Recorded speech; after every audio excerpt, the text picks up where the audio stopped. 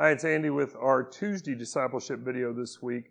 In yesterday's video, I talked about 4 different types of prayer that are in the Bible. And we're focusing on prayer this week because our primary passage on Sunday, Romans 15 verses 30 through 33, was about prayer. Paul requesting prayer from 2 different perspectives and then offering a very short prayer back for the Romans. Tomorrow's video is going to be about the prayer as it relates to the Trinity.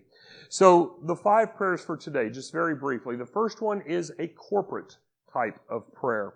Now, a corporate prayer is one that is done with other people, that we come together. And some will call this type of prayer a prayer of agreement. And that wording is used, the prayer of agreement is used, because in the early church we see that they had all things in common, that they were in agreement with one another.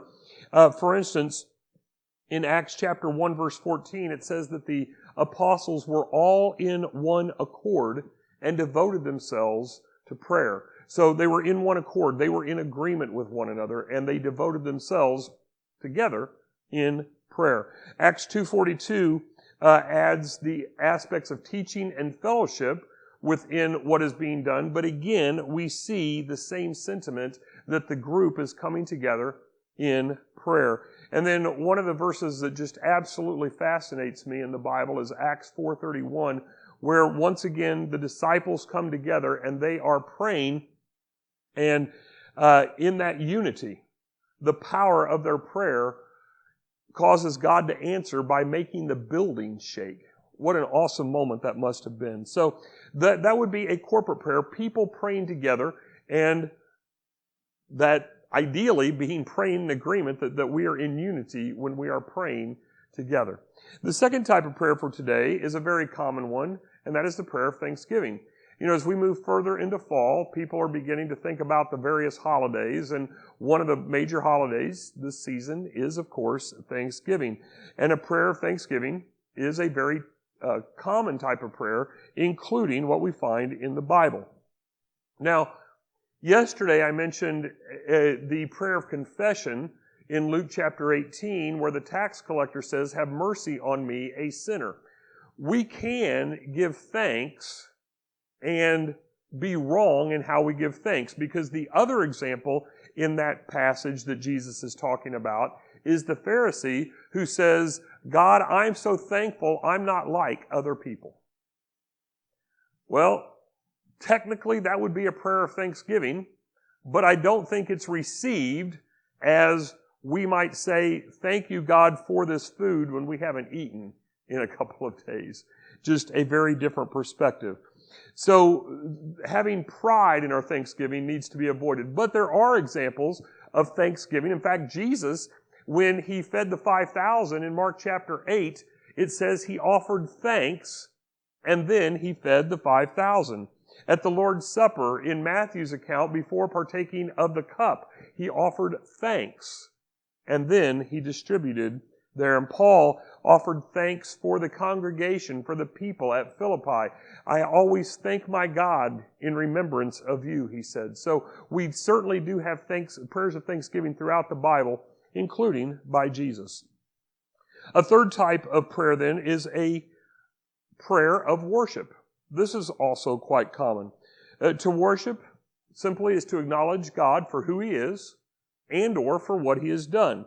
And the Bible is filled with these types of prayers all the way from Genesis through Revelation.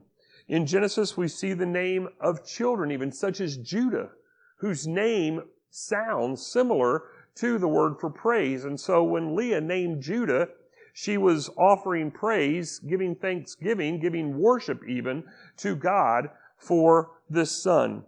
The Song of Moses in Exodus 15 is certainly a song of worship after the Israelites have moved on from Egypt.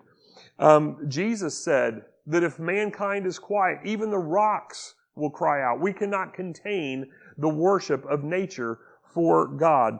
So the Bible is filled with these, and in Revelation we have several examples. I wrote down a few. Revelation 4, 5, 7, 11, 15, 16, and 19 are all filled with expressions of worship, prayers of worship. And so, again, prayers of worship are plentiful in the Bible, and they should be plentiful from us as well. The fourth kind of prayer is a prayer of consecration. Now, to consecrate something means to set it aside as something that is sacred. And something that is sacred means that it is connected to God, or what we normally think of it as something that is dedicated for a religious purpose. So to set something aside or to dedicate someone or something to God for His purpose would be a prayer of consecration. The Bible has several examples of this as well, and it's oftentimes followed by an offering. But two of the great examples, one from the Old Testament, one from the New Testament. An Old Testament example would be the dedication or consecration, if you will, of the temple, as we find in 1 Kings chapter 8 and 2 Chronicles chapter 6, where Solomon prays a prayer of dedication or consecration of the temple. And then from a personal perspective, Jesus' prayer in the Garden of Gethsemane is a prayer of consecration when He says, not my will, but your will be done. So that is the fourth kind. And then the last kind for today, and the last of these 9 that I've mentioned over these 2 days, is called an imprecatory prayer. Now, this is a prayer that is not as easily accepted by Christians. The other 8, maybe by different names or whatever, most Christians are going to say, oh yeah, I recognize a prayer of worship or a prayer of confession and whatnot, and maybe consecration, different word for it, dedication, whatever, but imprecatory prayers are a little bit different. The Bible does have several.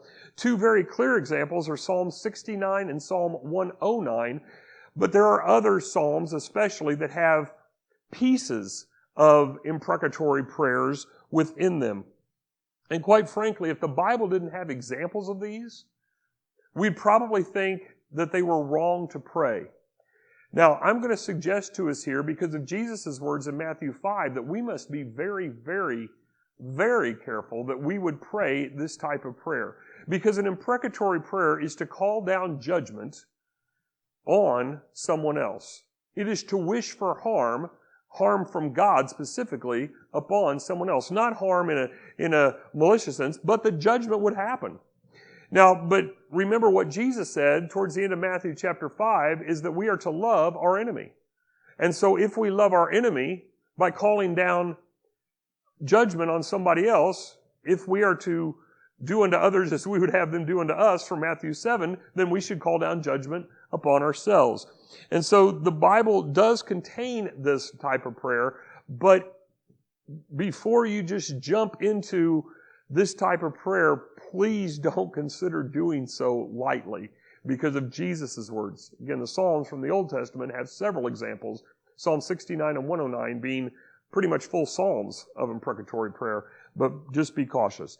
So again, these 2 days are just 9. There may be other types of prayers that you're thinking of. Some may have other days or other names, but these 2 days have simply been a way to share 9 different types in relation to intercessory prayer, which was the first one I mentioned in yesterday's video, because the prayers that are mentioned in Romans 15, verses 30 through 33, 2 different types, or 2 different prayers, both intercessory prayers.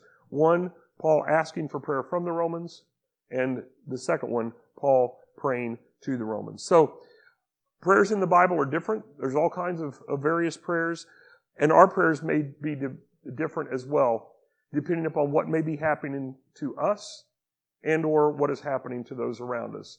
But we do find evidence of prayer throughout the Bible, and it is something that we should have in our lives as well.